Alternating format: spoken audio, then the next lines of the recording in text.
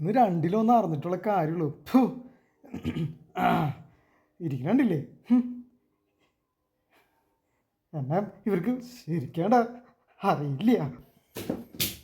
ഈ തിണ്ണനിറങ്ങാൻ തുടങ്ങിയിട്ട് കാലം കുറയായി. വാലുമ്പ തീ പിടിച്ചമാതിരി വന്ന് കേറിയിട്ടുണ്ടല്ലോ. എന്താ ഉദ്ദേശം? ഞാൻ വന്നതിൻ്റെ ഉദ്ദേശം എന്താണെന്ന് ഞാൻ പറയാണ്ട് തന്നെ അറിയില്ലേ? എന്നെ കൊണ്ട് ഇനി പറയിപ്പിക്കരുത്. എൻ്റെ മരുമോനല്ലായിരുന്നു, നീ എൻ്റെ മോനായിരുന്നു.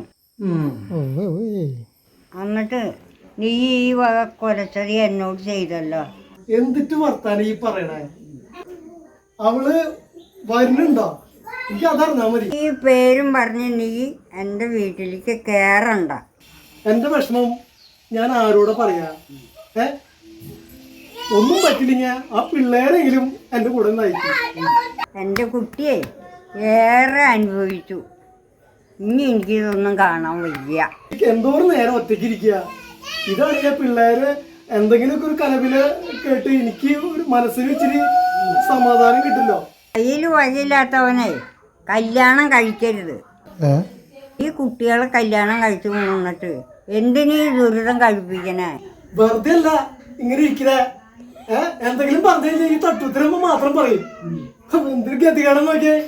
എന്തായാലേ ഞാൻ എന്തെങ്കിലും ഒരു വഴി കണ്ടെത്തും. അപ്പൊ ഞാൻ വരുന്നുണ്ട് കേട്ടാ. എന്നെ ശരിക്കും അറിയാണ്ടാണ് കേട്ടാ.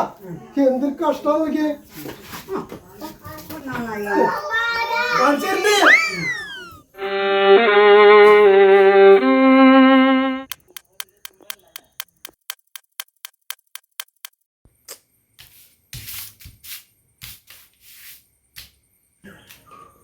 ഒരു 100 ഉണ്ടാവോ എടുക്കാൻ?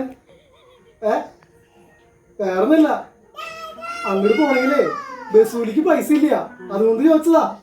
എന്റെ കൺമുമ്പിൽ വന്നു കഴിഞ്ഞ എനിക്ക് നല്ല വീക്ക് കിട്ടി. എന്റെ പൊന്നെ, ഞാൻ ഒന്നും പറഞ്ഞിട്ടില്ല, ഒന്നും കേട്ടിട്ടില്ല. പോട്ടെ. കണ്ടായിട്ട് എൻ്റെ മകളെ ഞാൻ കൈ പിടിച്ച് കൊടുത്തതാ. ഇപ്പൊ കരിക്കട്ട പോലെയായി.